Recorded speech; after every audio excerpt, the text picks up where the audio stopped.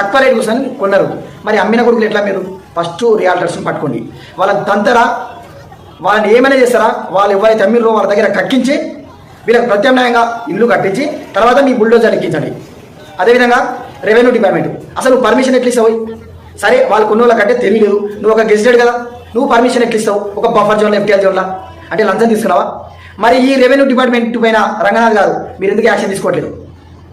ఈరోజు 4th grade revenue department వ్యక్తి కూడా వాడు కార్లో వస్తుండు. ఇప్పుడు వీళ్ళకు నిల్వ నీడ లేకుండా ఇచ్చిన టైం అసలు కనీసం వాళ్ళ సామాన్లు ఒక చిన్న పాప బుక్స్ కూడా తీసుకుని ఇవ్వకుండా బుల్డోజర్ ఎక్కిస్తున్నావు. ఏం జరుగుతుంది అసలు ఈ రాష్ట్రంలో? రేవంత్ సార్ ఎందుకు ఈ హుటాహుటిన ఈ బుల్డోజర్లను ఎక్కించడం ఏంది, తొక్కించడం ఏంది, వాళ్ళకు నిల్వ నీడ లేకుండా చేయడం ఏంది?